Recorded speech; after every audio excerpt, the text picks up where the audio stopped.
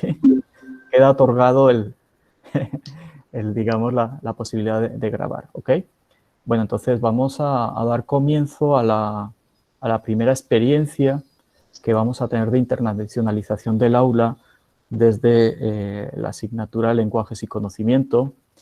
Quiero agradecer a Óscar su generosidad, ¿sí? Digamos, para acompañarlos y, digamos, y darnos la posibilidad de escuchar cosas diferentes, de profundizar en el tema de este curso y de este semestre. Nosotros manejamos una estrategia pedagógica que son los núcleos integradores, se relacionan varias asignaturas y lo que tienen que pensar estos muchachos y ayudarles nosotros desde la teoría, desde los procesos de investigación, es qué relación hay entre los medios de comunicación y cómo se visibilizan los jóvenes. Y es un tema del cual Óscar, igual que Ignacio, pues ha llevado mucho tiempo trabajando. ¿Ok? Bueno, dicho eso, permítanme, digamos que brevemente les presente la hoja de vida de Óscar Basulto Gallegos. Él viene de la universidad, o está adscrito a la Universidad Católica de la Santísima Concepción de Chile, en la ciudad de Concepción.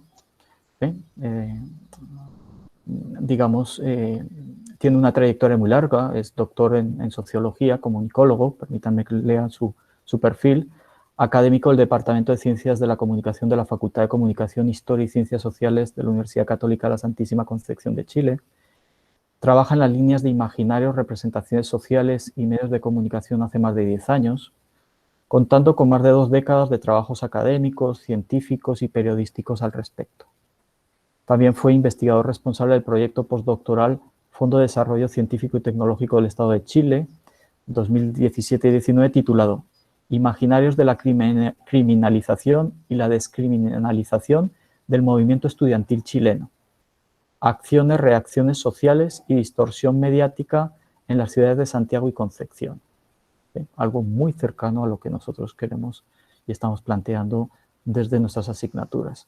Además, pertenece al Comité Científico de la Red Iberoamericana de Investigación de Imaginarios y Representaciones, RIR, en la cual nos sirve como espacio de encuentro, ¿sí? Y ahí es donde nos encontramos, siendo también coordinador del Grupo de Trabajo de Juventudes de esta misma red de investigadores. Asimismo, ha realizado diversas asesorías públicas y privadas en el ámbito estratégico de las comunicaciones, tanto a nivel nacional como internacional, y es miembro del Comité Científico de la Revista Interdisciplinaria sobre Imaginarios Sociales Imagonautas. Actualmente se encuentra coordinando la fase Concepción Chile de un proyecto de investigación de carácter mundial 2020-2022. Dicha fase se denomina Concepción Imaginada en la Era Digital y el proyecto general Ciudades Imaginarias en la Era Digital, el cual es patrocinado por Flaxo, Argentina y Ecuador y el Instituto de Comunicación Cultura de la Universidad Nacional de Colombia. Entonces, bueno, con este breve perfil vamos a dar paso a la charla de Óscar y posteriormente abriremos el espacio para preguntas, para que podamos conversar con Óscar y debatir algunos de los aspectos que nos plantee. Entonces, muchas gracias, Óscar, y queda ya todo en tus manos. Un abrazo. Muchas gracias, Roberto. Bueno, entiendo que se me escucha bien y que yo tengo la cámara abierta. Quienes me quieran ver, ahí estoy también. Yo solo veo la presentación, lo cual es un poco castrante, digamos, en términos de participación y de poder compartir esto, pero bueno, es la realidad que estamos viviendo. Así es que voy a tratar de poner mi mejor empeño para que se entienda y luego podamos debatir algunas cuestiones que sean de su interés. Bien, vamos allá entonces. El tema que he propuesto, como tienen en pantalla, es prensa tradicional y alternativa en un estado de crisis social, ¿no? Que estamos viviendo actualmente en pandemia, acá en Chile previo estallido social, que en Colombia también, ¿no es cierto?, han tenido algunas revueltas previamente a la pandemia, así que la verdad es que estamos en una situación sociohistórica bastante similar. Eso es interesante como para poder ir haciendo un paralelo también entre las temáticas que voy a presentar y lo que después podamos conversar. ¿Bien?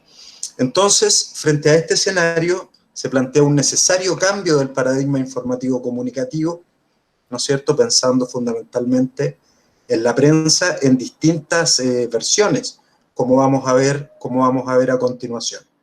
Y yo les voy a presentar 2 casos de narrativas en disputa en Chile. La primera, a través de medios de comunicación, en relación con el movimiento estudiantil chileno de 2011, que yo lo trabajé en profundidad y es el ejemplo que traje básicamente para desarrollar ahora. Luego también les voy a presentar 2 breves ejemplos sobre lo que ocurrió también en el movimiento estudiantil feminista del año 2018, todo acá en Chile, ¿no es cierto? Y finalmente, cómo se estaba vislumbrando en los medios tradicionales el estallido social de 2019, de octubre de 2019. Eso es básicamente lo que vamos a ver. Para eso, primero vamos a partir con un posicionamiento teórico, epistemológico, que es necesario para ver desde a dónde en este caso yo les estoy planteando las cuestiones, porque no da lo mismo, seguramente ya lo habrán conversado con Roberto o lo van a conversar, no da lo mismo quién les habla y desde dónde se está posicionando. Entonces, bajo esos criterios que yo les voy a presentar a continuación, ustedes van a poder entender un poco mejor desde dónde yo les hablo, desde dónde me sitúo y por qué planteo lo que planteo, ¿no? Bien, entonces, en un primer momento, les planteo la posibilidad de entender epistemológicamente, bien digo, cómo se sitúa en general, no solo el trabajo que les voy a presentar ahora, sino que la visión que yo tengo para entender la investigación científica.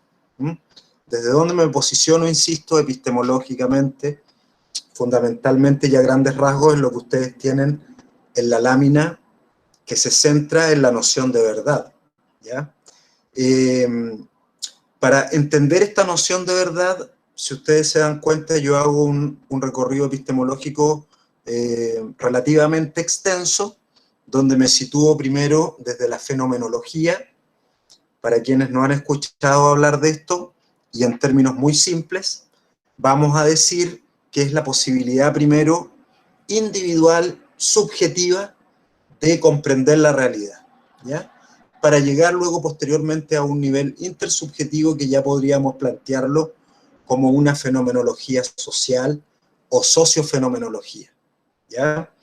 Les voy dejando ahí, si ustedes se dan cuenta en los paréntesis, algunos autores en los cuales pueden, a quien le interese después profundizar, ¿no?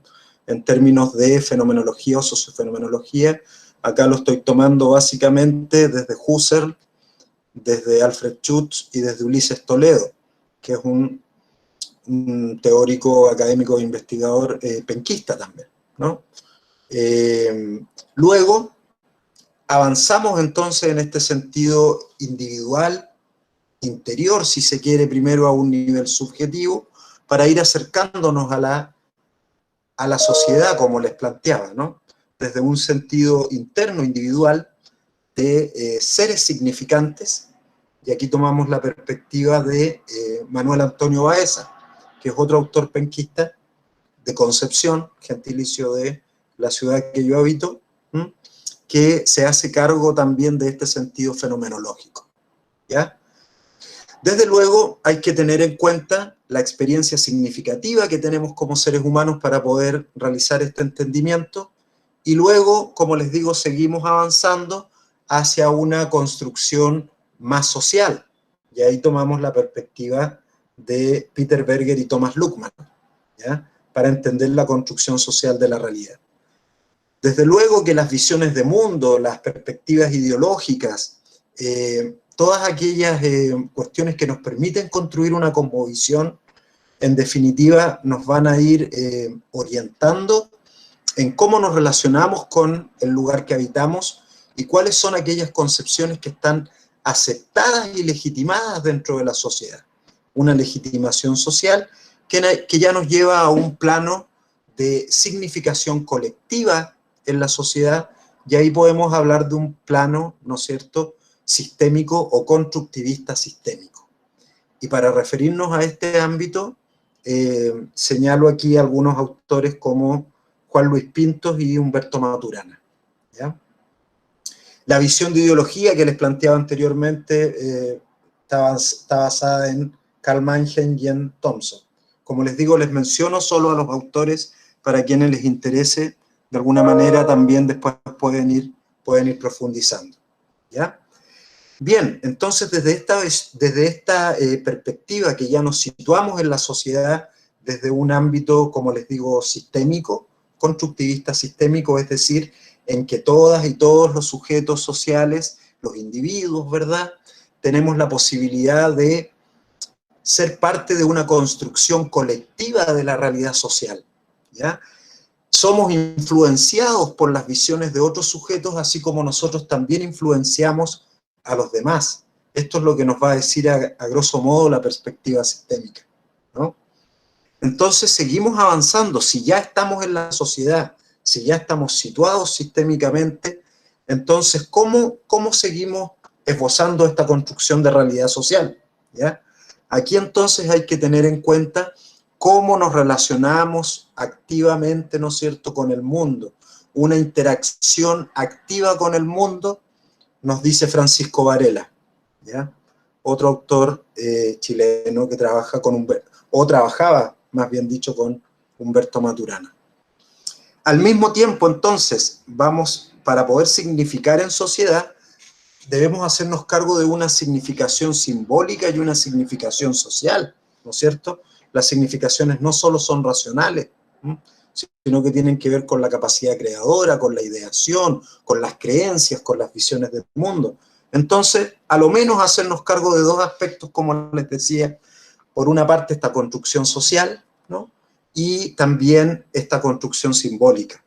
Y aquí, para hacernos cargo de lo social y lo simbólico, inclusive desde una perspectiva hermenéutica y sociosemiótica, ¿no?, tomaremos la imaginación simbólica desde el gran antropólogo de la imaginación Gilbert Durand y de un sociosemiótico que para mí probablemente sea el más grande a nivel contemporáneo, como es el argentino Eliseo Verón. Bien, entonces, como les digo, les sigo mencionando algunos autores para quien se interese desde los temas que estoy planteando. Entonces ya estamos en un sentido completamente externo, sentido social externo, donde los discursos en este caso ya son completamente externalizados y nos ocupamos del mundo de las significaciones, como nos dirá Cornelius Castoriadis, ¿ya?, ahora desde la filosofía. Volveremos sobre Cornelius Castoriadis. Y por supuesto tenemos que tener en cuenta todo lo que está ocurriendo fundamentalmente desde los procesos sociocomunicativos, porque es como externalizamos, ¿no es verdad?, a nivel global, a nivel local, a nivel de identidades inter y multiculturales, ¿no es cierto? En definitiva, cómo organizamos la vida social a través de sistemas sociales que actualmente en nuestras sociedades occidentales, y bueno, en gran parte del mundo, en algunas con mayor preponderancia que en otras, pero el sistema que nos rige es el sistema neoliberal, ¿ya? Entonces, para hablar de estos problemas de la comunicación y de la construcción social de la realidad, pero ahora desde el fenómeno comunicacional, entonces me interesa fundamentalmente la perspectiva cultural de Jesús Martín Barbero. Bien, entonces, todo este entramado teórico que les vengo mencionando, desde el análisis más individual y subjetivo hacia lo colectivo en la sociedad, ¿no es cierto?, es de alguna manera lo que yo planteo en este momento para referirme a la noción de verdad, ¿ya? Si somos capaces de construir el mundo entonces de esta manera, que es dinámica, que es compleja y que tiene muchos elementos que interfieren, insisto, en cómo vamos a significar la realidad social, entonces, ¿qué es verdad? ¿Acaso la verdad será algo que puede estar determinado? o será un proceso o un permanente horizonte, ¿no es cierto?, en búsqueda de alcanzar esta ansiada verdad en la que Gastón Bachelard nos dice que permanentemente estamos más cerca del error por corregir que de la verdad. Probablemente esa sea la forma menos condicionante o más saludable de acercarnos a la verdad, ¿ya? Y para no ahondar más en esto, lo dejamos hasta acá. Después, ¿no es cierto?, desde luego que puede entrar esto al debate. Es fundamental, como les digo, para entender en este caso cómo el investigador o la persona se sitúa desde un conocimiento situado, primeramente, pero también desde un pensamiento situado que depende de un background o de una experiencia vivida, de un conocimiento que vamos acumulando permanentemente y que nunca paramos de acumular durante nuestras vidas, que nos permite concebir, interpretar la realidad social. Bien, entonces vamos a ir de inmediato a lo mediático, al análisis de los medios de comunicación. Pero para eso, si ustedes se dan cuenta, acá incorporo otro mapa conceptual, otro mapa teórico, que es bastante similar al anterior, ¿no? Aunque se incorporan también otros autores para algunas cuestiones, porque aquí ya estamos hablando de un análisis que tiene más que ver con el análisis discursivo, ¿ya? Por eso que es un modelo teórico de análisis mediático. Aquí nos hacemos cargo de analizar los medios de comunicación, pero desde una perspectiva, si ustedes se dan cuenta, muy similar allá a lo que les venía mencionando anteriormente. Por lo tanto, me voy a detener solo en dos o tres cuestiones fundamentales. Uno es, nuevamente desde la perspectiva de Liceo Verón, en términos de siempre que analicemos un medio de comunicación, tener en cuenta la relevancia de cómo se configuran las condiciones de producción del discurso mediático. Es decir, qué hay tras los medios de comunicación para decir lo que dicen o dejar de decir lo que podrían haber dicho o cómo lo dijeron. Y aquí ya estoy prácticamente parafraseando a Verón, ¿ya? Entonces eso es bastante relevante. Al mismo tiempo, si nos vamos a hacer cargo del sentido del discurso, ¿no?, es interesante tener en consideración el contexto en el que se dicen las cosas, ¿no? Y aquí tomamos de alguna manera la teoría del contexto de Teun Van Dijk, ¿ya? Bien, y otra cuestión interesante, y me voy a referir solo a esto para seguir avanzando, como vamos a ver en los casos anteriores, vamos a llegar a configurar un imaginario social, ¿ya? Este concepto que a priori parece bastante complicado, es un concepto abstracto, pero se puede operacionalizar y puede ser de mucha relevancia para significar la realidad social, como ya veníamos diciendo, ¿no? Entonces, básicamente vamos a decir que los imaginarios sociales son aquellos esquemas de significación que, en definitiva, nos permiten entender las bases que significan a la sociedad, ¿ya? Todos aquellos elementos basales que nos permiten entender por qué la sociedad es concebida como tal, ¿ya? Ejemplo, un imaginario actual que nos permite comprender la realidad social, y volvemos a un ejemplo que ya veníamos mencionando.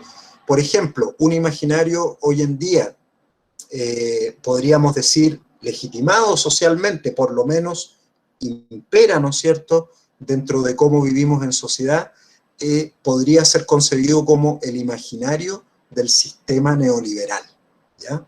Y ahí tendríamos algo que está en la base de la sociedad actual. No digo que para siempre, vamos a ir sobre ello después también, porque los imaginarios son dinámicos y cambiantes, ¿ya?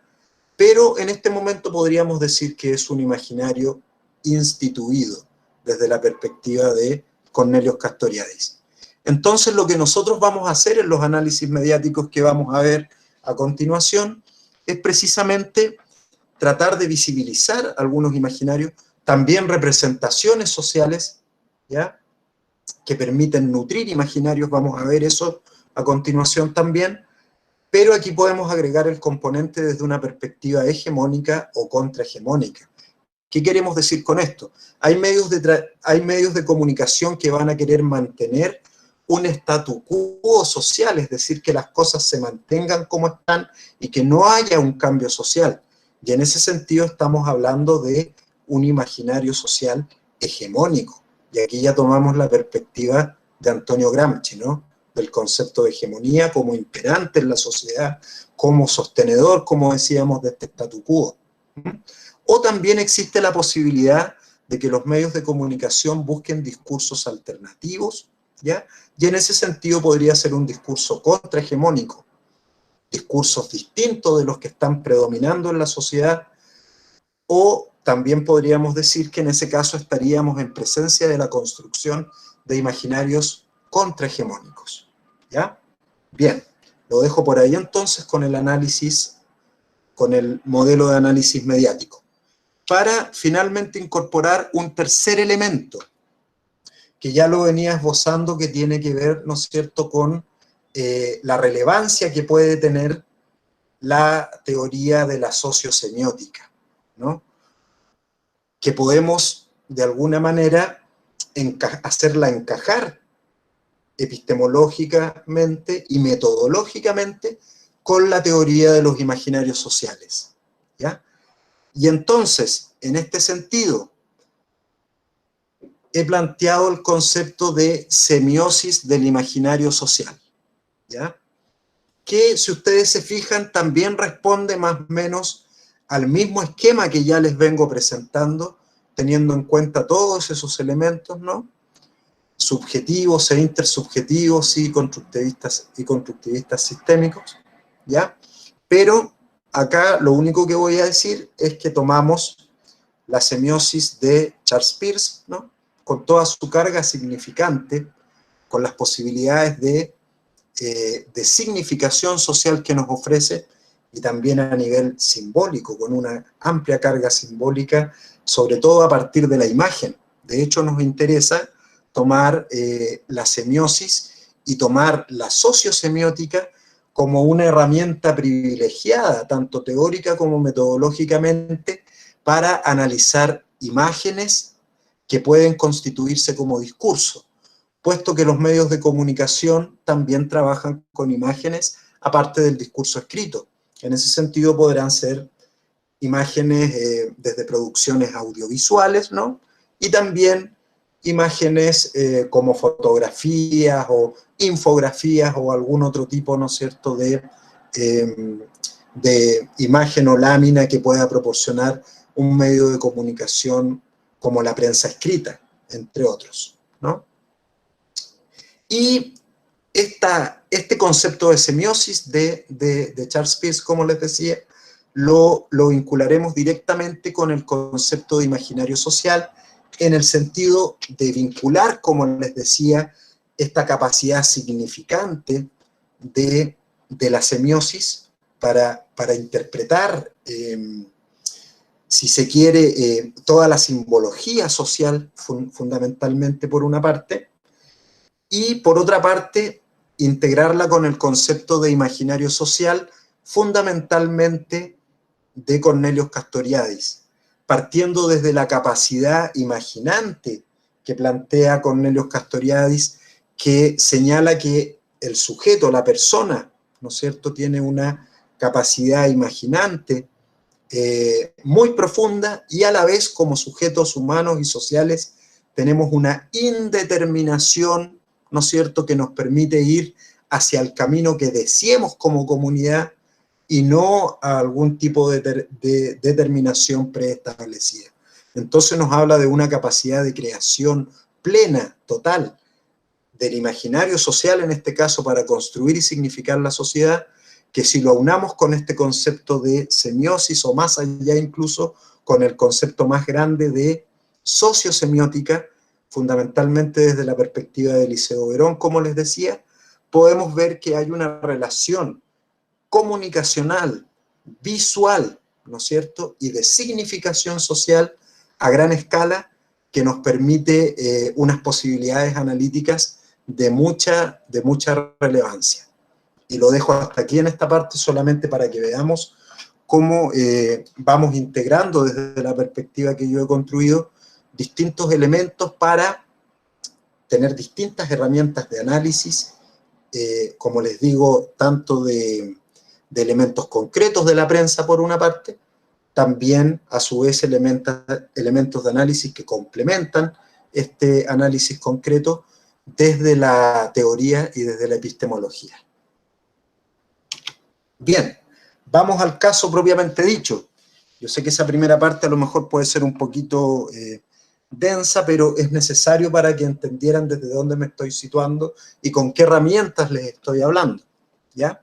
Entonces, vamos a ver primero este primer caso que les mencionaba de la prensa, perdón, del movimiento estudiantil chileno del año 2011, donde ustedes ven en pantalla, se analizaron de dos diarios que corresponden al duopolio mediático de prensa en Chile. ¿Qué quiere decir esto? Quiere decir que hay dos grandes grupos económicos de la prensa escrita en Chile que también tienen otros medios de comunicación, como radios, medios digitales, forman también parte en algún sentido de los grupos que controlan los medios audiovisuales, la televisión, pero principalmente también estos mismos medios están vinculados a grandes empresas de otros rubros, ¿ya?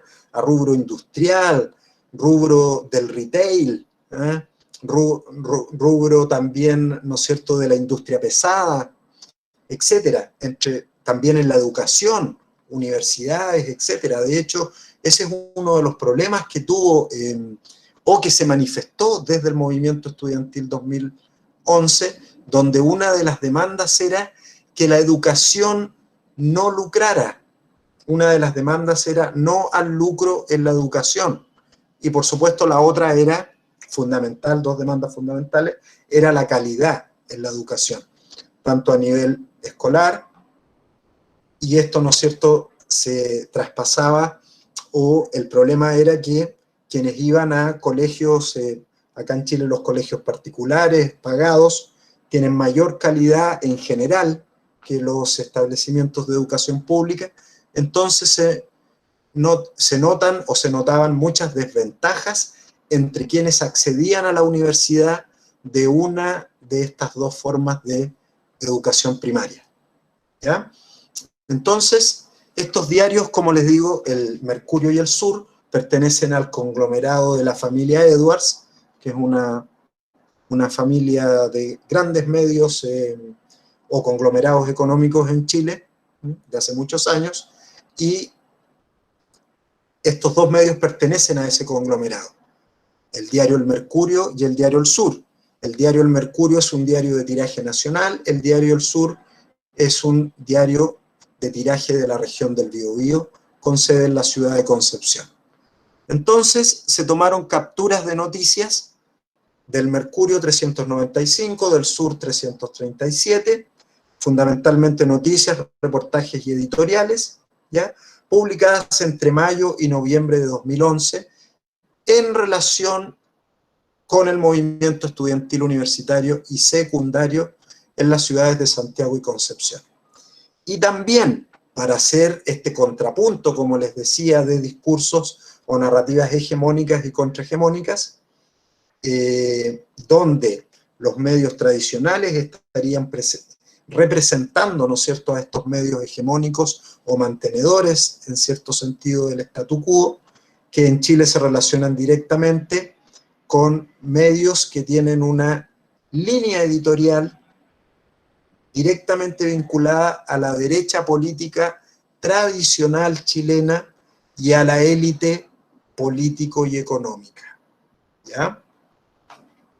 Y también tomamos, como les decía, dos medios que consideramos alternativos, porque son medios que no responden a las dinámicas tradicionales de los medios de comunicación, en el sentido que funcionan por publicidad, que tienen que estar supeditados a intereses económicos, a intereses políticos, para funcionar,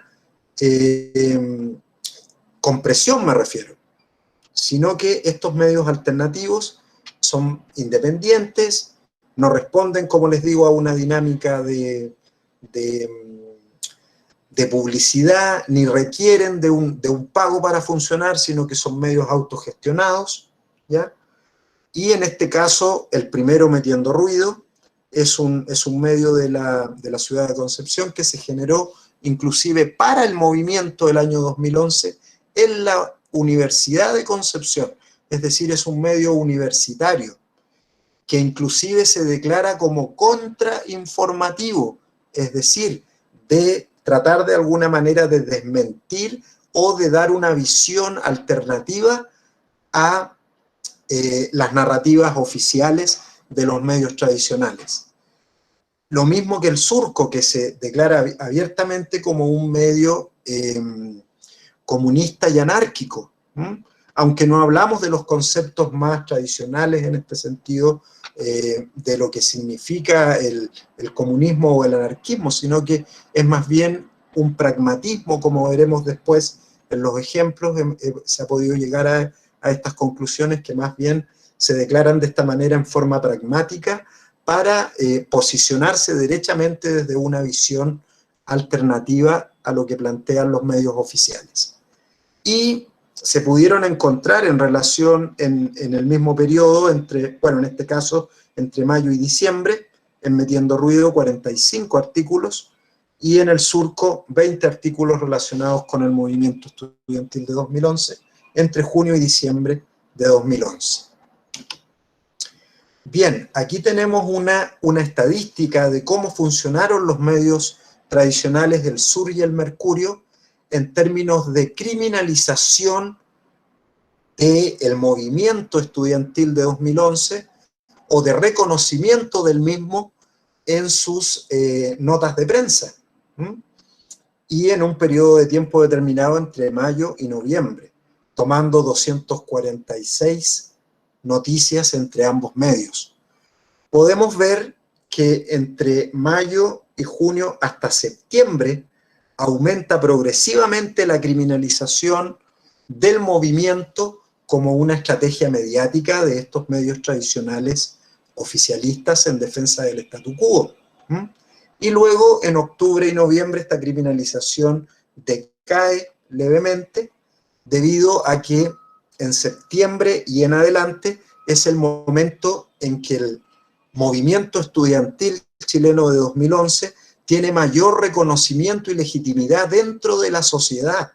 Es por eso que de alguna manera deben bajar su influjo de criminalización estos medios para no decaer tanto en la opinión pública. Bien, entonces esta es una estrategia mediática sostenida de criminalización que de hecho voy a realizar este mismo ejercicio con el movimiento estudiantil de 2018 y luego, con el estallido social en 2019, y es probable que exista una tendencia. ¿Bien? Eso. Y lo que se plantea como reconocimiento, lo que está en las barras rojas, es un reconocimiento del movimiento estudiantil, pero vamos a ver a qué niveles solamente se realiza este reconocimiento del movimiento y también a qué niveles se realiza la criminalización del mismo. Entonces, ¿cómo son construidos y significadas estas cuestiones? Lo vemos ahora de inmediato. Como les decía, tanto en los medios tradicionales como en las plataformas alternativas.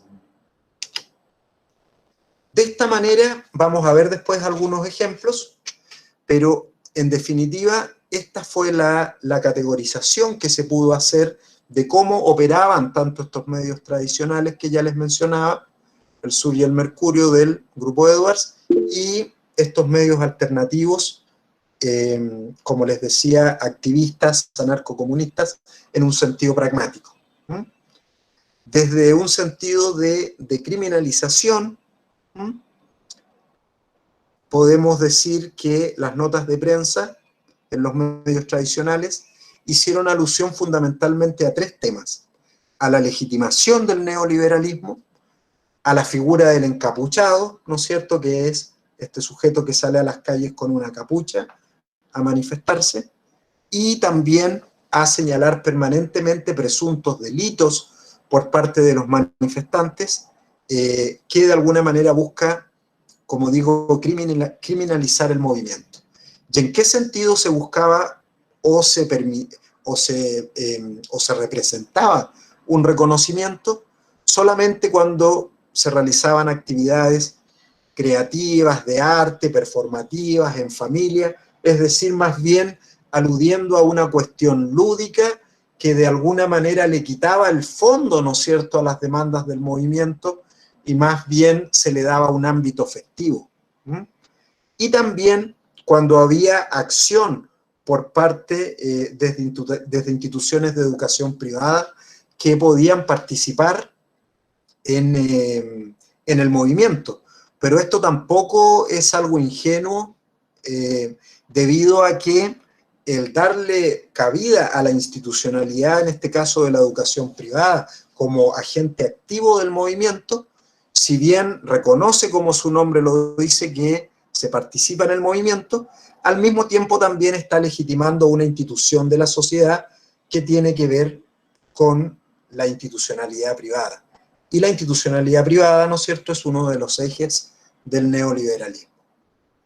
Bien, entonces, así es como vemos que se construyen ciertas narrativas en disputa, porque si nos vamos a los medios alternativos, si se dan cuenta, en sus contenidos podemos categorizar sus estrategias de una manera bastante diferente, ¿no? Porque en vez de realizar una criminalización, podríamos hablar de una contracriminalización, ¿no? Donde ellos señalarían que se legitima de alguna manera la reacción, o si se quiere la figura del encapuchado, producto de una violencia sistemática del Estado hacia la acción colectiva de la manifestación social. Y también, por otra parte, se busca desacreditar la información oficial, señalando que en muchas ocasiones se está mintiendo respecto de lo que se dice. Vamos a ver ejemplos de todo ello. Y en términos de descriminalización, que es lo que harían estos medios alternativos, en vez de reconocer el movimiento, lo descriminalizarían, es decir, buscarían legitimarlo en la sociedad a través de la validación de una autodefensa, como ya les decía, producto de la violencia de Estado, entre otras, ¿no es cierto?, formas de violencia, y por supuesto también la validación de la acción colectiva del movimiento. Entonces, estas son las narrativas en disputa a grandes rasgos que se presentarían en estos dos tipos de medios, tradicionales y alternativos, y es ahí donde está el conflicto, ¿no? El conflicto comunicacional, el conflicto de buscar la legitimidad por la significación social. Ese es el problema de fondo, que se realiza en un sentido de hegemonía por parte de los medios tradicionales y de contrahegemonía en el caso de estos medios alternativos para el caso de estudio del movimiento estudiantil en el 2011. ¿Y cómo gestionan entonces este conflicto? A partir de estas categorías temáticas que ya les venía mencionando. Vamos a ver algunos ejemplos entonces. A partir de criminalización de medios tradicionales, como les decía, nos encontrábamos con una intención de legitimación del neoliberalismo por parte de la prensa tradicional. Les leo algunos titulares. Comercio y banca lamentan pérdidas por desmanes tras marchas por la Alameda, la calle principal en Santiago, ¿no es cierto? Sin embargo, lo único que les interesa en este caso es ver, si se quiere, estos problemas que se suceden en la calle. Por otra parte, ver cómo ciertos comerciantes, en este caso un señor que tiene un puesto de libros y revistas, señala, ¿no es cierto?, que tiene miedo por lo que ocurre en la calle, evidentemente, ¿no? Lo mismo con los comerciantes acá en la ciudad de Concepción, primero en Santiago, después en Concepción. La manifestación dejó una estela de destrozos, etcétera. Si se pueden dar cuenta, de alguna manera,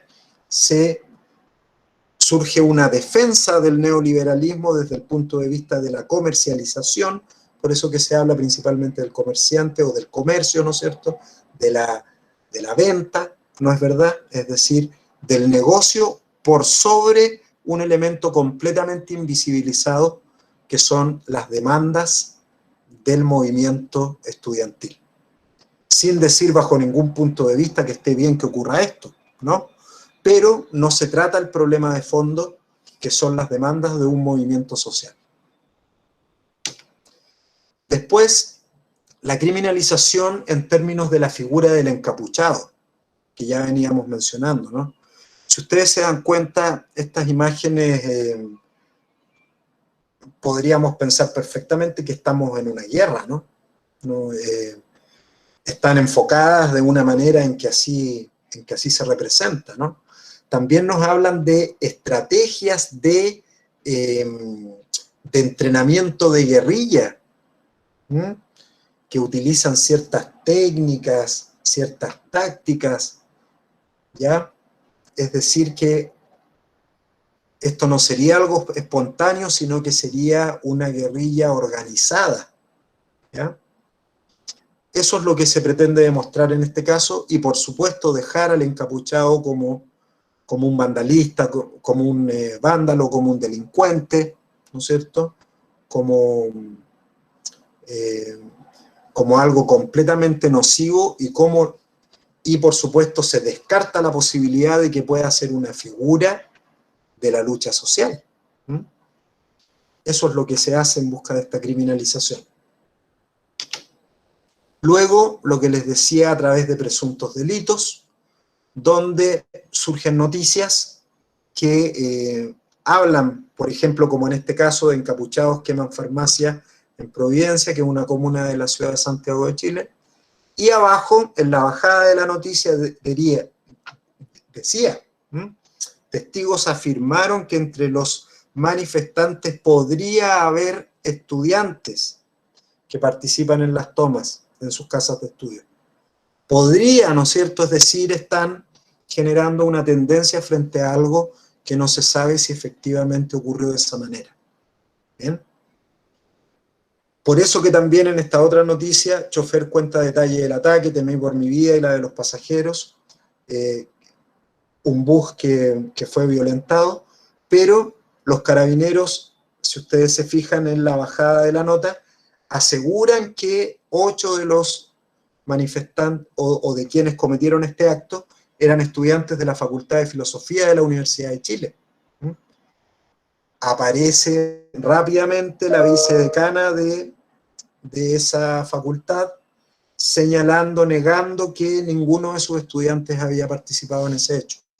Pero siempre se insinúa algo, en este caso en busca de que estos presuntos delitos deslegitimen el movimiento a través de la criminalización. Y luego, como decíamos, en términos de reconocimiento del movimiento estudiantil en los medios tradicionales, ¿qué es lo que se realiza? Este reconocimiento, en términos de creatividad, arte, performatividad y actividades familiares. Vemos, ¿no es cierto?, aquí algunas actividades festivas, como les digo, que buscan centrar la atención en la festividad, ¿no es cierto?, en la emotividad, pero nuevamente no en el fondo de las demandas del movimiento estudiantil. Entonces, nuevamente aquí estamos frente a una estrategia, si se quiere, como para desviar la atención del problema de fondo, que es la educación con problemas de calidad y, ¿no es cierto?, el lucro que representa una materia tan sensible como es la educación, en este caso, a través de los grandes conglomerados económicos en Chile. Luego, la otra forma de reconocimiento que ya les decía tenía que ver con la acción de las instituciones de educación privada. Y en este caso, entonces, se habla de instituciones privadas de educación que participan también de alguna manera en el movimiento estudiantil, pero como les decía, sin dejar de lado que esto también valida a la institucionalidad privada, con el fondo de ser una de las bases del modelo neoliberal. Ahora vamos a algunos ejemplos del medio metiendo ruido, donde se realiza contracriminalización. En este caso, se presentan fundamentalmente metiendo ruido, presenta sus estrategias de generar contenido a través de relatar casos, de relatar distintas situaciones que ocurrieron. Como este es un medio de la Universidad de Concepción, fundamentalmente situaciones que ocurrieron en el campus de la Universidad de Concepción. A veces también se refieren a otros lugares de Chile y a otras universidades, pero ese es el centro mayoritario.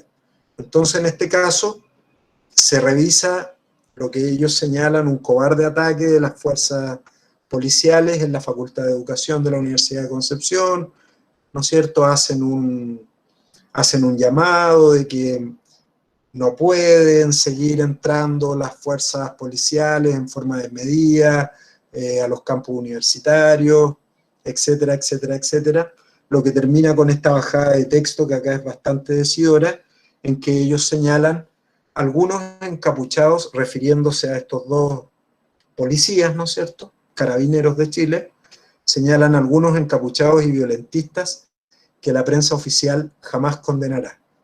¿Bien? Entonces ahí vemos este contradiscurso o contracriminalización que surge desde este tipo de medios. Lo mismo en el caso del Surco. Aquí hay dos temas bastante recurrentes, en este caso en un sentido de contracriminalización. El policía me detuvo en nombre de la ley, yo le golpeé en nombre de la libertad. Se dan cuenta, son alegorías también, aquí se está haciendo un juego discursivo. Lo mismo que cuando señala, cuando el pueblo saquea, la cana le espera a la cárcel, y cuando el empresario saquea, llega a la moneda, a la casa de gobierno. Entonces hacen estos juegos discursivos que de alguna manera buscan contracriminalizar, insisto, el movimiento y la acción colectiva en la calle, en este caso, propiamente tal del movimiento. También lo que les decía que tenía que ver con desacreditación de la información oficial, es decir, cuando se realizaron desmentidos de lo que decía la prensa oficial, ¿ya? En este caso, ahí se toma al diario El Mercurio, estos dos chicos que aparecen también, si ustedes se fijan, en el diario El Mercurio. Claro, acá el chico en la foto de Metiendo Ruido tiene el pelo un poco más largo, pero bueno, son ellos mismos, los del lado izquierdo, la chica y el chico que aparecen ahí. Entonces ellos aparecen desmintiendo que ellos siguen apoyando el movimiento y que la prensa oficial está usando su imagen en forma completamente arbitraria y está mintiendo, ¿ya? Esa es una forma que ellos utilizan para la desacreditación de la información oficial. Luego, el Surco también trata algunos temas. En el caso del Surco nos encontramos con reportajes, con ensayos también. En menor medida ocurrió esto en Metiendo Ruido, pero también algo de aquello se dio, donde por supuesto hacen un llamado a no creer en la información oficial, en este caso haciendo alusión a la televisión por una parte, y también en general a los medios, con la consigna que aparece más abajo: mientras los medios sigan mintiendo, las murallas seguirán hablando. Lucha y vive.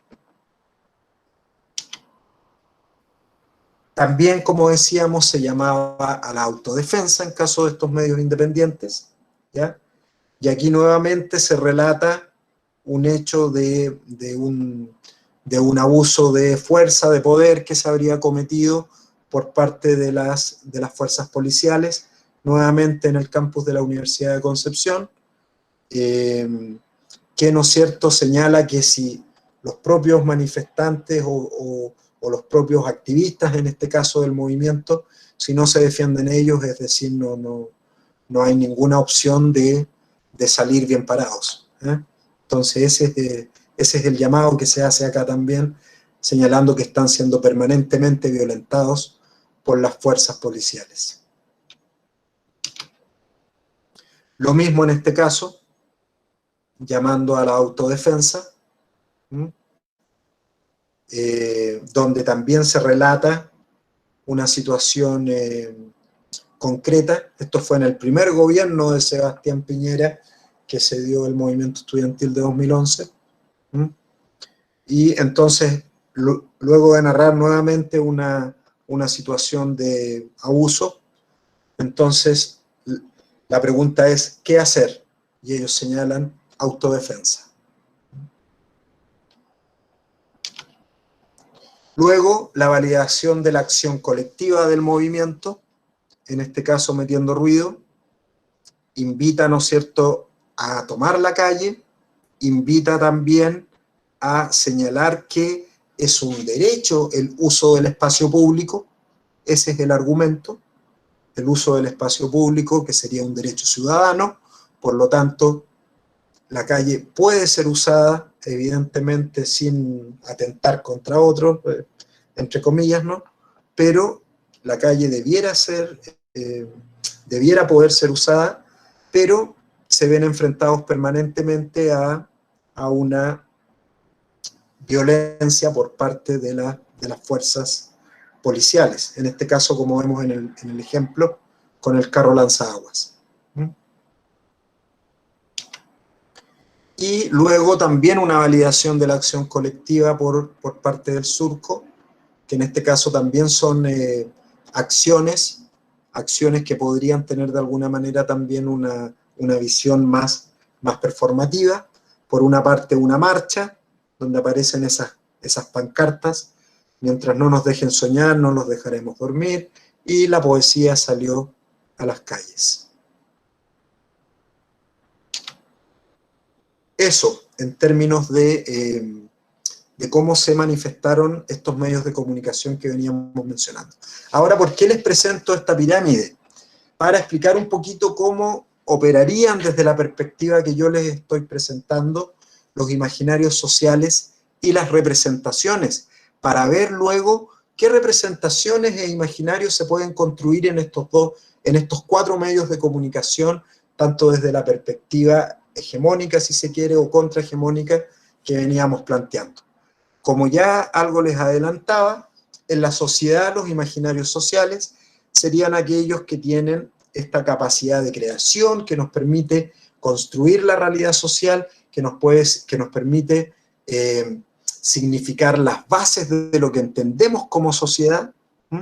Y en este sentido, Cornelos Castoriadis, y también apoyado en la teoría de Manuel Antonio Baeza, señalo que los imaginarios sociales están en un plano de significación fundante, es decir, la base sobre la cual se construye e instituye permanentemente la sociedad, pero que es cambiante, que vamos a ver a continuación. En ese plano estarían operando los imaginarios sociales, y las representaciones sociales estarían operando en un plano más aparente o más superficial. Por eso planteo esta pirámide desde la base hacia la altura de la superficialidad. Es decir, las representaciones estarían más en la epidermis social, ¿no? Y en este caso, desde la perspectiva de Denis Jodelet, lo estaríamos planteando como destinadas a la percepción de algo. Es decir, las representaciones nos permiten percibir los contenidos desde la superficialidad de la apariencia, pero nos dan un sustrato para poder visualizar imaginarios sociales, ¿ya? Entonces las representaciones están en un plano de significación aparente, remiten a imágenes culturales que funcionan como marcos interpretativos de la sociedad, ¿ya? Y con estas imágenes culturales nosotros, como les decía, podremos validar, visualizar o legitimar determinados imaginarios sociales. Vamos a ver entonces ejemplo de ello. Para el caso de los medios tradicionales, representaciones e imaginarios sociales que estarían operando en relación con los ejemplos que ya les venía mostrando, ¿no? A nivel de representaciones, en la prensa tradicional nos encontrábamos con el estudiante joven encapuchado, ¿no es cierto? Pero este encapuchado, desde luego, es violento, es criminal, ¿no? y por lo tanto se habla del estudiante joven delincuente, si vamos haciendo derivaciones. También de un estudiante joven que no respeta el Estado de Derecho. Y eso nos lleva en definitiva a una representación de demonización del joven estudiante, ¿ya? Y por lo tanto también desde la prensa tradicional surgirán otras representaciones a propósito de la necesidad de que la policía sea el garante del orden público, de que las fuerzas de orden están a cargo de la seguridad social, que en forma legítima y necesaria. Todo esto es en forma legítima y necesaria desde esta perspectiva de la prensa tradicional. Así como también se plantean representaciones de deslegitimación de la acción colectiva del movimiento y, por supuesto, criminalización del movimiento estudiantil. Algunos imaginarios que podrían subyacer a estas representaciones, como ya veníamos planteando, si es que hablamos desde la deslegitimación de la acción colectiva del movimiento o del movimiento propiamente tal, entonces desde luego que surge fuerte este imaginario basal que yo les señalaba, que tiene que ver inclusive en este caso con un imaginario dominante que vamos a explicar a continuación, imaginario social dominante del modelo neoliberal. En este caso, desde la perspectiva de Manuel Antonio Baeza, entenderemos por imaginario social dominante aquel que ha triunfado provisoriamente en la lucha por la significación social en el terreno simbólico de la sociedad, ¿ya? Y el imaginario social dominado será entonces aquel imaginario que ha fracasado en esta lucha por la significación social, también en forma provisoria. ¿Por qué hablamos en forma provisoria? Porque no siempre un imaginario dominante se va a mantener a lo largo de toda la historia como un imaginario dominante.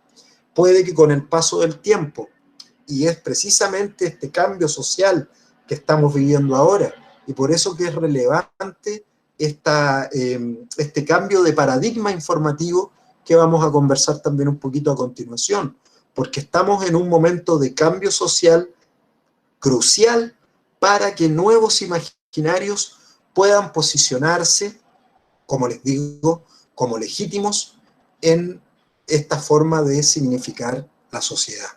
Habrá ciertos cambios de paradigmas, como es el paradigma informativo comunicativo, pero también será necesario que se establezcan otros cambios de paradigmas que tienen que ver con cuestiones culturales, con cuestiones de sistemas sociales, entre otras cuestiones que nos permiten articular y desenvolvernos en la sociedad.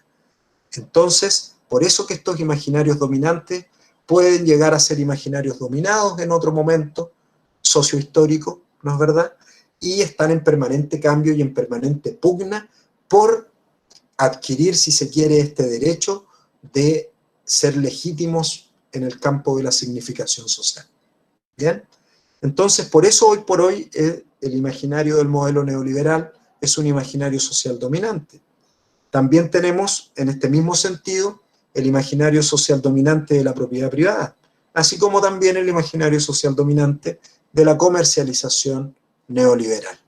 Pero también tenemos otros imaginarios dominantes que tienen que ver con la necesidad de un orden público, ¿ya? Donde ahí entra todo el debate, qué es orden público, a dónde termina, ¿no es cierto?, este derecho que garantiza la seguridad pública y que tiene que ver con un caos social, dónde comienza y termina esto, etcétera, que son preguntas, ¿no es cierto?, de largo vuelo, ¿bien?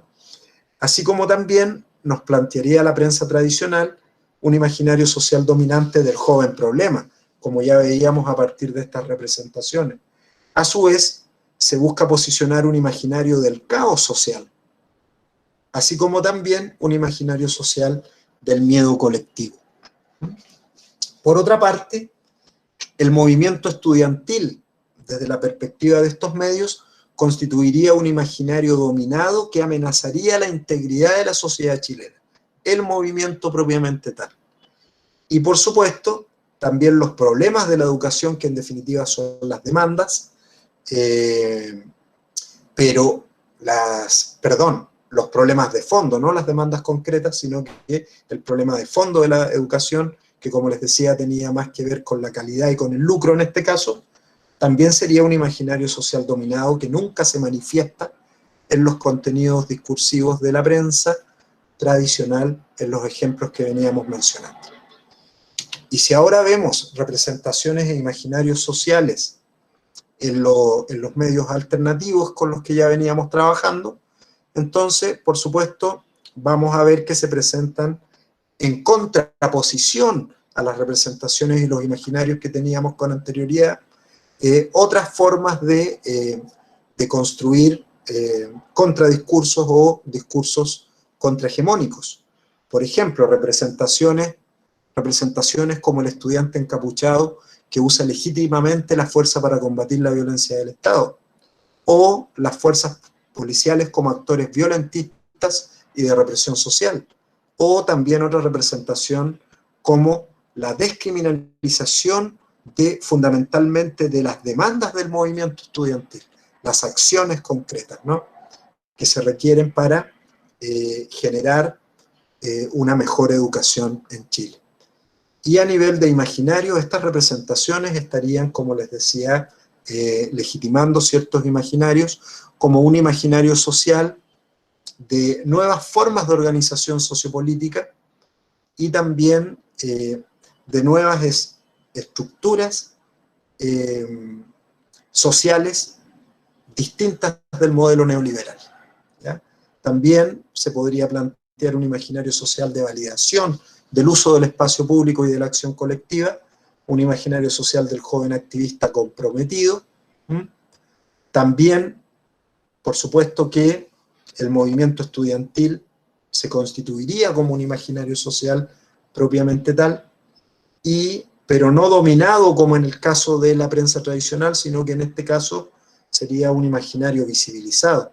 Desde luego no dominante, porque desde la prensa alternativa ninguna visión es dominante, sino que está luchando por avanzar, por subir, ¿no es cierto?, en esta tensión, en esta disputa por la significación social. Y también un imaginario social, desde luego, de los problemas de fondo de la educación. Bien, eso con el movimiento 2011, con el movimiento estudiantil 2011. Ahora, dos ejemplos rápidamente, que son solo dos o tres láminas más, sobre los otros movimientos que les había mencionado. El movimiento estudiantil 2018, tenemos aquí una lámina, y luego también una lámina del movimiento del estallido social en el 2019, para que veamos cómo opera de alguna manera la prensa tradicional en este sentido, según las dinámicas que ya venimos planteando.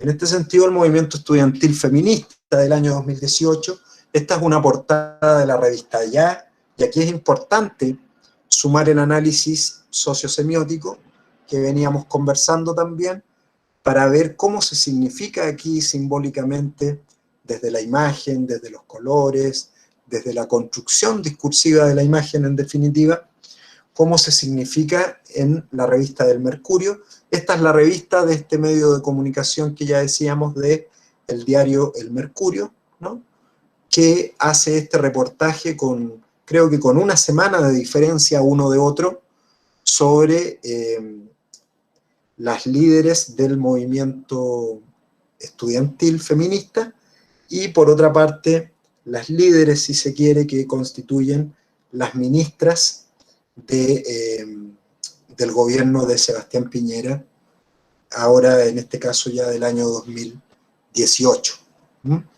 Entonces, la verdad es que las imágenes son bastante elocuentes, ¿no? No es, desde luego que no es casual que hayan puesto una tapa de fondo negro para el movimiento feminista en este caso, y que lo vinculen también, que hagan el contraste con el rojo, que les hayan pedido a las chicas que utilizaran ropa oscura. Nada de esto es casual, ¿no? Tiene ahí significaciones potentes desde una perspectiva negativa, si se quiere, inclusive de demonizar un movimiento o de demonizar un liderazgo. Se habla de revolución, etcétera, hay un montón de cosas ahí, el feminismo marcado con rojo, hay una connotación política también, entre muchas otras significancias que cada una o cada uno de ustedes pudiera elucidar en la imagen. La que yo les planteo son las más evidentes. Y todo lo contrario con las ministras del gobierno de Sebastián Piñera, donde es todo blanquito, todo angelical, ¿no es verdad? Donde desde luego se busca, en definitiva, contraponer aquí el bien y el mal, si queremos en un sentido maniqueísta amplio, ¿no? No me voy a referir más en detalle a esto, después, como les digo, puede quedar espacio para la conversación. Y finalmente, respecto del movimiento social Chile Despertó, del estallido social del año 2019, esto fue portada del 26 de noviembre de 2019, también del diario El Mercurio, bastante elocuente en términos de poner el acento, no precisamente, de nuevo, la misma estrategia, invisibilizar las demandas de un movimiento social para poner en el tapete otras cuestiones que por supuesto no están bien, pero que no tienen que ver con los problemas de fondo que encara un movimiento social. ¿Bien? Por eso que en este caso se pone el acento en la destrucción de infraestructura, se pone el acento en el daño a la propiedad, se relaciona desde luego de inmediato con el vandalismo y al mismo tiempo se intenta con esto deslegitimar un movimiento, ¿no? Un movimiento social, insisto, en el que se invisibilizan por completo las demandas que posee el movimiento social en sí. Toda la desigualdad social que existe en Chile, que se manifestó a partir de este movimiento social, queda invisibilizada en todos los ámbitos de la convivencia social y, insisto, nuevamente se pone el acento en la violencia, en la destrucción, y se vandaliza, desde luego, para deslegitimar el movimiento social. Bueno, estos son los ejemplos que quería mostrar, y para abrir el debate, algunas reflexiones finales que mejor voy a leer rápidamente porque creo que ya me he extendido bastante, ¿no? Entonces, ¿qué nos interesa? A partir de los medios de comunicación, como los casos que hemos analizado ahora, ¿ya? En la actualidad, ¿qué nos interesa? A partir de estos casos chilenos que se han mostrado, ver cómo los medios de comunicación pueden funcionar a nivel hegemónico, contrahegemónico o incluso también en un nivel no contrahegemónico, pero sí enunciando visiones alternativas a la oficial o a la del statu quo, que no necesariamente han de llegar a ser contrahegemónicas, pero sí, como insisto, una visión alternativa o independiente a la del statu quo. Entonces, para ello, ¿qué nos interesará fijar como desafío en los medios de comunicación de distinta naturaleza a nivel general? ¿No es cierto? Ya sean, insisto, medios tradicionales, oficialistas, ya sean medios digitales, independientes o contrainformativos, o inclusive, ¿no es cierto?, medios activistas, que también los hay, donde hoy por hoy el ciberactivismo también ha tomado una potencia relevante, ¿no? Entonces, vamos viendo, y aquí cerramos. Nos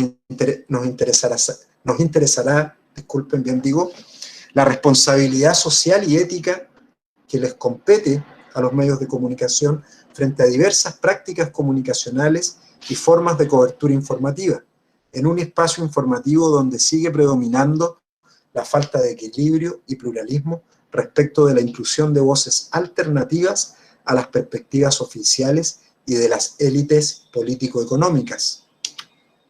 También, cómo se dan en los medios las dinámicas de criminalización y descriminalización mediática que asumen los medios de comunicación en torno a las demandas ciudadanas en el marco de la conflictividad social.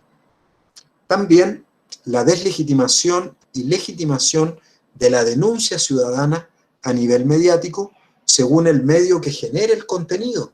Y esto también es interesante para el debate y tiene que ver con lo que ya les planteaba de ver las condiciones de producción del discurso mediático, de dónde viene, cuáles son los intereses que ahí subyacen. Y luego hacernos cargo también a nivel mediático del espectáculo y la sobrerepresentación de la violencia en escenarios de protesta social, con la consecuente legitimación y deslegitimación del uso de la fuerza oficial y por parte de la sociedad civil.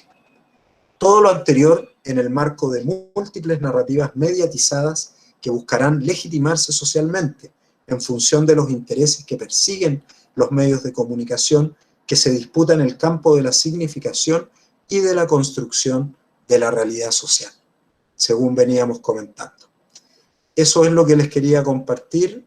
Ahora vuelvo a la pantalla anterior para que podamos vernos y debatir y complementar esto un poquito más. Muchas gracias. Bueno, muchas gracias, Óscar. ¿Aló, aló? ¿Se escucha bien?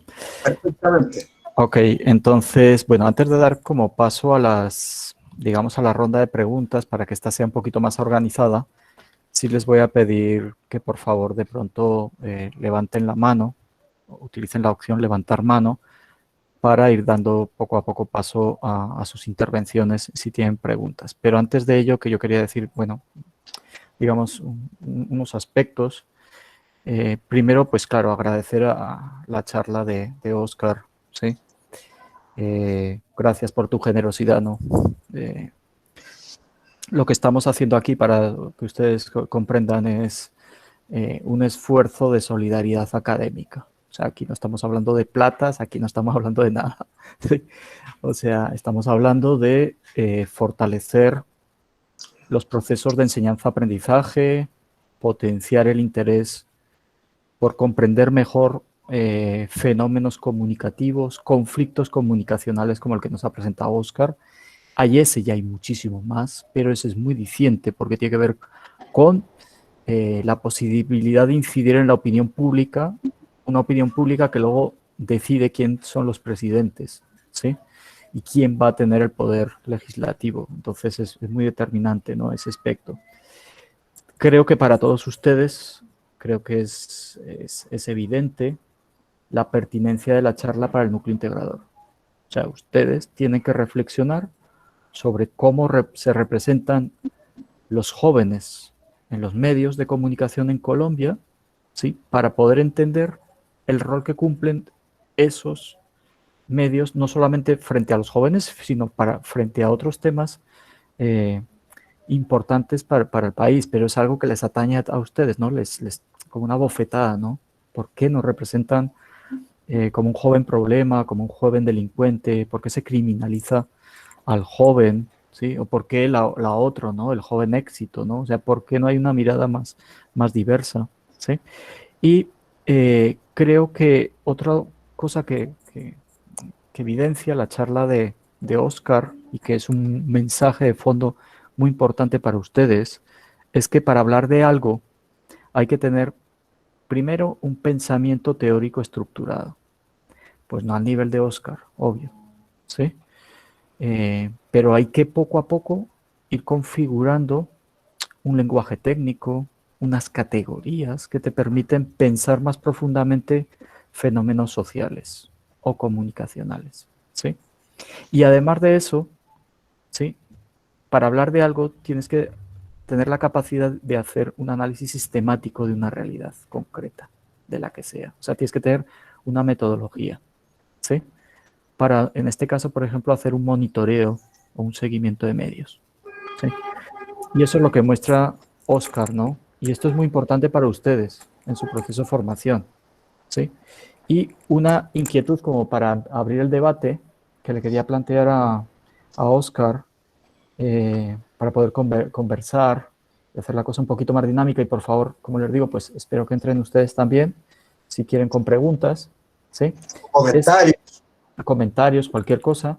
Es que la inquietud que me quedo es, ¿pero quién produce esos contenidos que nos ha presentado Óscar? ¿Sí?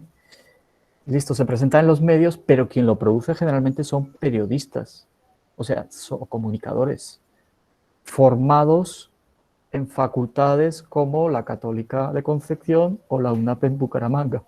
¿Sí? Eso me llama mucho la atención porque, por ejemplo, frente a lo que nos presenta, hay elementos que, como dice Óscar, tienen que ver con lo ético, pero no solamente es una cuestión ética, hay elementos de propedéutica, o sea, ya cuestiones profesionales básicas de manejo y tratamiento de la información. ¿Sí? Cosas básicas como es que las fuentes sean explícitas, que se confirmen las fuentes y en los datos, que se contrasten las fuentes, ¿sí? Y no se pueden hacer afirmaciones como la que veíamos ahí en una diapositiva, ¿sí? Que dice, testigos afirmaron. ¿Qué testigos? Por favor, ¿cuáles testigos? ¿Sí? Es impresionante, así es. ¿Sí? Que entre los manifestantes podrían haber estudiantes. ¿Podría haber? ¿Cómo que podría? ¿Dónde Es, contrastaste? ¿Sí? exacto. Entonces, esto es un mensaje, porque a veces a mí me pasa con exalumnos míos, que a veces en redes sociales, y tal vez te pase a ti, Oscar, bueno, a mí también me rectifican públicamente, obvio, todos nos equivocamos, ¿sí? Pero hay veces que uno públicamente en redes sociales tiene uno que hacer correcciones de ese estilo a colegas que ya son periodistas y que están cubriendo, por ejemplo, la política con una sobreadjetivación que yo les digo, coño, pero usted eso lo vio, no me diga que no lo vio, ¿sí? Porque sé. ¿Sí? Entonces, ¿qué pasa ahí, Oscar, en esa relación entre un periodista formado que sabe lo que debe hacer en principio, ¿sí? Cuando llega a un medio, qué presión o qué está sucediendo ahí para que el discurso y la producción noticiosa se vea permeada de otros elementos? Sí, mira, la verdad es que es algo bastante patético y burdo lo que ocurre, por lo menos en los medios tradicionales chilenos hasta hace poco tiempo. Tal vez ahora en algunos, sobre todo en algunos canales de televisión abierta, se está viendo un poquito más de pluralismo en algunos, ¿ya? Pero esta prensa tradicional, escrita, ya si se quiere de una rancia tradición, como decía, de una línea política y editorial de derechas, conservadora, donde el predominio de las élites económicas y políticas es evidente, sobre todo en el diario El Mercurio, que eso es así. Lo que prima es esta política editorial. Por lo tanto, el trabajo de los editores de, de las distintas áreas del medio, de las distintas secciones, es velar porque se mantenga esa línea editorial. Y si eso implica tomar a determinadas fuentes y no a otras, que a la larga termina siendo, como te digo, ridículo, un chiste, porque siempre son las mismas fuentes, que uno sabe a qué intereses económicos y políticos responden. Por lo tanto, en estos medios realmente no hay una pluralidad ni en los contenidos ni en la forma en que se realiza el tratamiento informativo.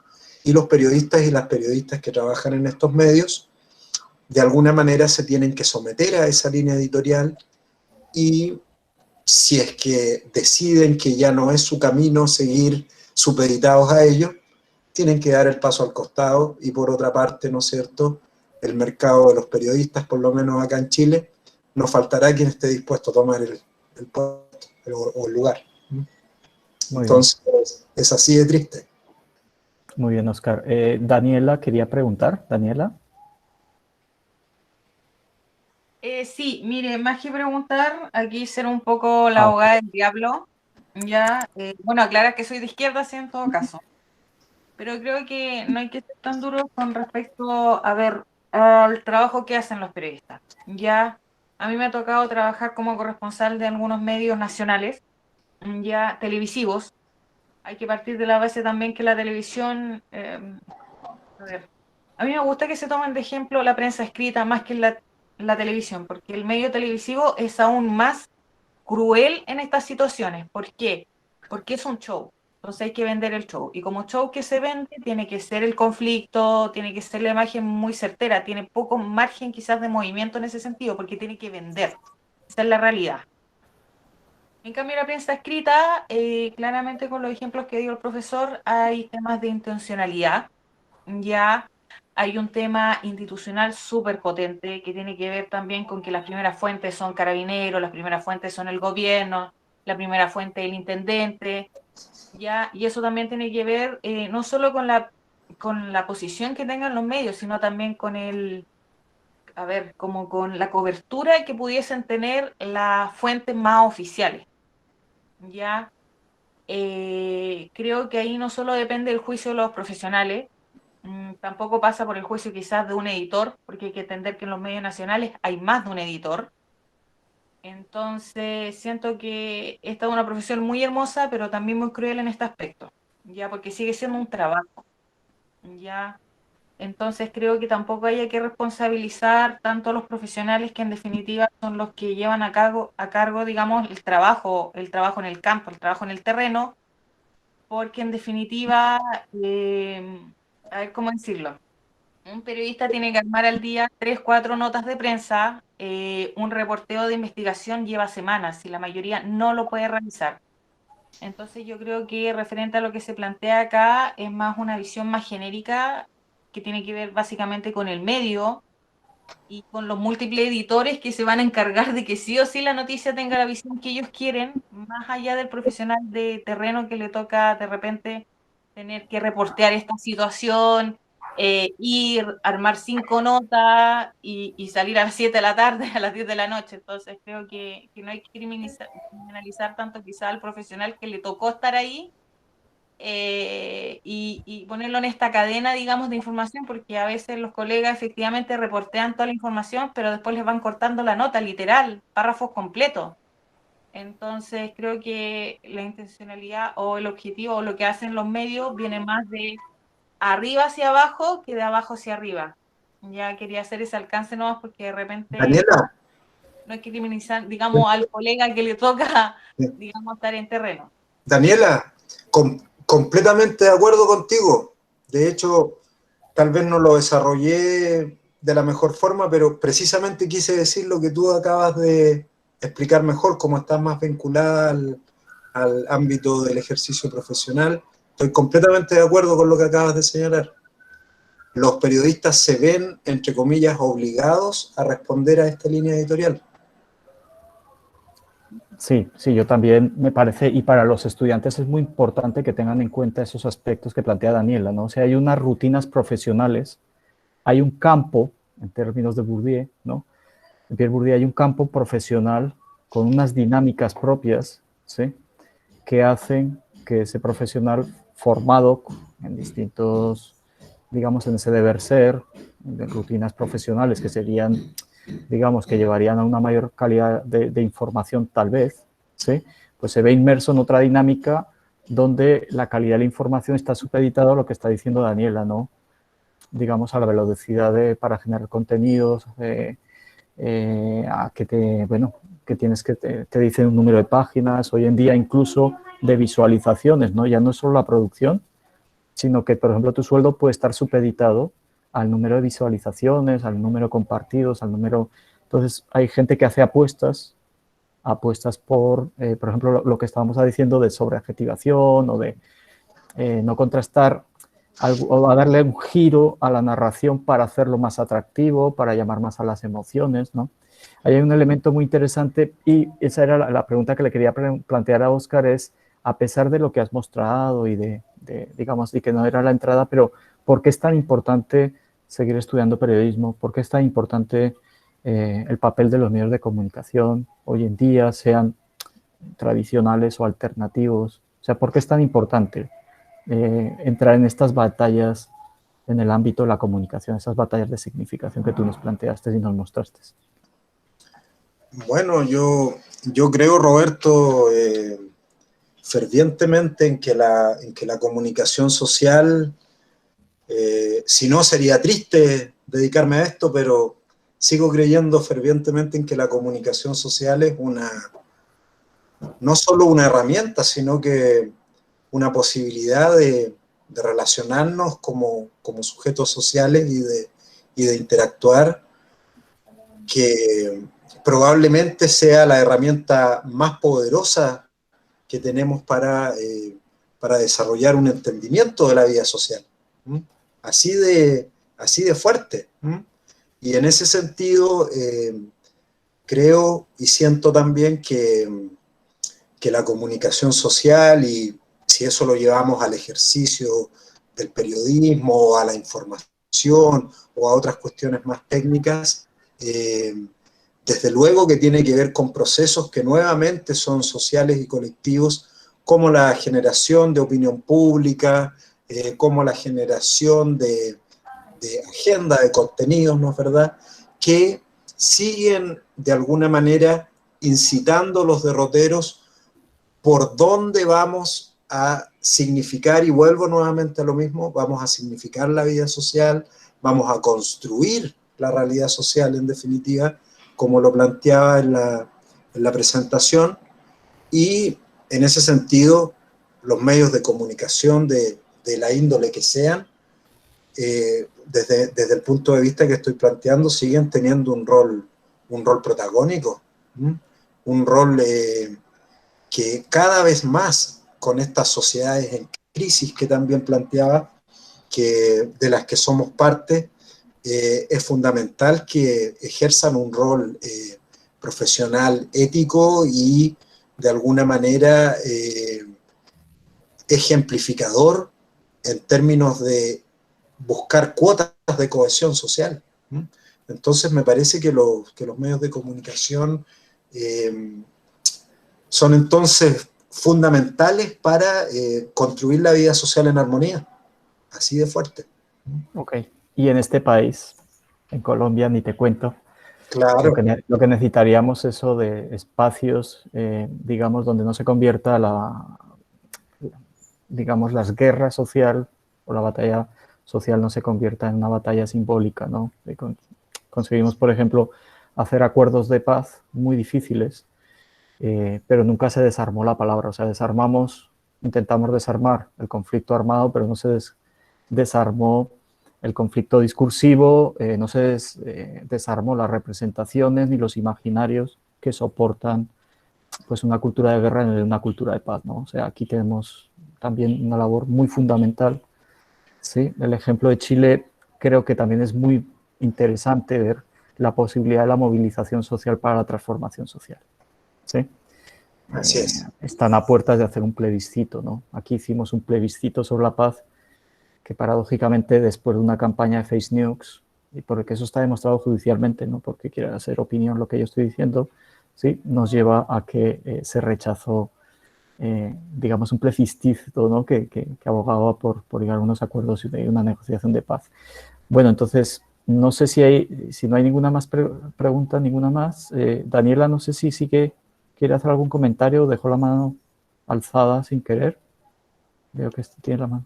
No, sí quería hacer una consulta, pero okay. Que no quiero dar la lata, pero tiene que... No, para nada. Para nada, Daniel. Todo lo contrario. Ya. Profesor, consulta, ¿por qué se escogieron esos objetos de estudio? Porque a mí también me toca buscar unos medios de comunicación. ¿Por qué escogió el surco y el metiendo ruido? ¿Qué los hace ser representativos respecto del movimiento? Porque también vimos una diferencia importante entre las publicaciones que se pudieran estudiar del grupo Edwards y las publicaciones que realizaron estos medios alternativos. Sí, no, en el caso de los medios alternativos no son representativos. Como lo decía, son casos de estudio. Se buscó uno de la ciudad de Concepción y otro de Santiago, pero bajo ningún punto de vista buscan ser representativos. Son casos concretos, ni inclusive el Mercurio y el Sur tampoco se toman como casos representativos de toda la prensa, sino que especificando esta prensa tradicional, hegemónica, con ciertas características de línea editorial, ¿no es verdad? Bajo ese esquema representan un caso, y el surco y metiendo ruido bajo el esquema de contrainformación, de ser alternativos, ¿no es verdad?, de tener una postura contrahegemónica también, si se quiere, en muchos aspectos, representan también un caso de estudio de la ciudad de Santiago y Concepción. Esos fueron los criterios, de tener casos de estudio con ciertas características para la ciudad de Santiago y para la ciudad de Concepción. Bueno, muy bien. Entonces, si no hay ninguna más... Ah, ¿sí, Daniela? ¿Perdón? No, muchas gracias, nada más. Bueno, muchas gracias, Daniela, por tus preguntas. Los estudiantes, no sé si es que están muy amedrentados, un poquito de susto, o que yo les he dicho que son comunicadores, ¿sí? Y por lo tanto, por aquí... Fernanda Rodríguez. Listo, es mi sobrina, Fernanda Rodríguez es mi sobrina. Bueno, no, Oscar, yo le llamo sobrina, pero no es mi sobrina, ¿no? Es que tengo una sobrina, No, sí, es porque es me una llamo sobrina igual. que se llama, es que tengo una sobrina que se llama Fernanda Rodríguez. Entonces, bueno, adelante. Vale, pues primero agradecerte, Oscar, por disponer tu tiempo. De verdad que con lo que dijo el profe, yo sí lo estoy relacionando mucho a nuestro trabajo, a nuestra investigación de núcleo integrador. Te resumo un poco, nuestro tema tiene, por decirlo así, que ver mucho con lo que tú expusiste de los movimientos estudiantiles que han sido un poco ensuciados por la prensa. Nuestro tema es el barrismo, son las barras bravas del equipo de acá, del Atlético Bucaramanga. Y pues sí, obviamente también han creado una problemática, pero créeme que yo después de ver todo lo que tú nos acabas de exponer y todo, también me he aterrizado un poco en el que no solamente me puedo quedar con una historia. Nosotros, la mayoría de documentos, de prensas, de entrevistas, de todo lo que hemos encontrado, han sido los cuales exponen que se pelean por los equipos, que pues no sé si sepas que son ñeros, no creo que allá en Chile se utilice el término, No. pero ñero acá es, por decirlo así, ese muchacho que anda con un cuchillo, que consume drogas, no sé cómo le puedan llamar allá. Ya. Sí, no, pero te entiendo. Exacto. Entonces, pues acá se ve una generalización en la que, digamos, si hablan de barras bravas, solamente los mencionan a ellos, ¿sí me entiendes? Entonces yo, pues personalmente te agradezco mucho porque todo esto que expusiste en sí me hizo aterrizar mucho eso, en el que sí, obviamente hay que reconocer, como quien dice, ese tipo de cosas que a ellos los caracterizan, pero el no quedarse solamente con una historia. Cuando tú hiciste el paralelo del feminismo, o sea, yo quedé como bastante impresionado porque son ciertos detalles visuales que uno a veces como que de los cuales no se percata, pero que sí realmente marcan mucho la diferencia en la intención que le quieren dar a cierto tema. Entonces, pues, nuevamente te agradezco por esto, porque de verdad siento que es algo que me va a ayudar muchísimo al darle un giro a mi investigación, a la investigación de nuestro grupo. Gracias, Fernanda. A propósito de lo que señalas, también me suscita un comentario lo que tú dices. Es fundamental precisamente lo que tú decías, no quedarse con una sola historia. Recordemos que los relatos, las narrativas construyen historias. Y estos relatos, al construir una historia, en definitiva, generan visiones de vida, visiones de mundo, perspectivas. Vuelvo nuevamente sobre la idea de construcción social de la realidad, ¿no? Los relatos nos permiten construir realidad. Entonces, sin duda que es importante analizar distintos relatos sobre un mismo hecho, o sobre un mismo problema, o sobre un mismo fenómeno de estudio, ¿no? Distintos relatos, distintas perspectivas, insisto, que pueden llegar a configurar una historia, nos van a permitir hacernos una idea más integral, tener una visión desde una perspectiva más holística. Luna, ¿todavía quieres preguntar? ¿Luna? ¿Ya ha levantado la mano? No, ahorita hago la pregunta. Es que estoy planteándola bien, ya después la realizo. Ok. No sé. Es que eres la única, Luna. Si no, me obligas a mí a hacer otra pregunta. No, pero solo si le suscita algún comentario o alguna... ¿Alguien? Inclusive puede ser alguna provocación, no solo una pregunta, ¿no? Puede ser un comentario, alguna evocación, alguna provocación, como les digo, o lo que quieran, ¿no? Pero no es obligación tampoco. Ah, no, obvio. Sí. Yo les decía eso, ¿no? Hace un momento digo, no es obligación, pero digo, por respeto al profesor, porque nos pasamos de plataforma, digo, pero por respeto al profesor Óscar, ¿sí? Por favor, acompañemos y viajamos, aunque yo creo que has cautivado la atención de los muchachos porque creo que ha sido muy pertinente para lo que ellos están haciendo. ¿Sí? Yo espero que les haya servido, como digo, que les haya servido y que les genere más inquietud para seguir desarrollando investigación o estudiando, ¿no? Bueno, Luna, ves pensando, ¿la tienes lista? Es para saber si no, también para que Óscar pueda descansar, ustedes sigan con sus dinámicas de clase si tienen a las 4, sí, que imagino que tendrán clases. No sé, Luna, ¿alguien más quería levantar la mano o algo? ¿No? Bueno, yo te paso el contacto si quieres del profesor Óscar. Les digo, bueno, la Universidad Católica de la Santísima Concepción de Chile, pues es una aliada nuestra, está acreditada también de alta calidad, nacional, internacionalmente, en mucha trayectoria y constantemente intentamos que haya relación entre profesores, visitantes, bueno, entonces también la movilidad de nuestros estudiantes de un lado para otro, entonces es bueno que tengan esta sensación que les deja Óscar para que tengan también en el radar de la movilidad estudiantil a esta universidad en una ciudad preciosa, ¿sí? Que me dice que no está tan cerca de la Antártida como yo pensé el día que llegué, por el frío que tuve, pero es una ciudad deliciosa, es una ciudad parecida a Bucaramanga en términos de lo académico, muy académica, universidades de alta calidad, como la Universidad de Concepción, pública, la Universidad Católica, ¿no? Aquí tenemos algo parecido. La UNAP, digamos, sería la mejor privada. Tenemos una universidad que es de las mejores públicas del país, la Universidad Industrial de Santander. Entonces hay un ambiente académico también que intenta ser interesante, ¿no?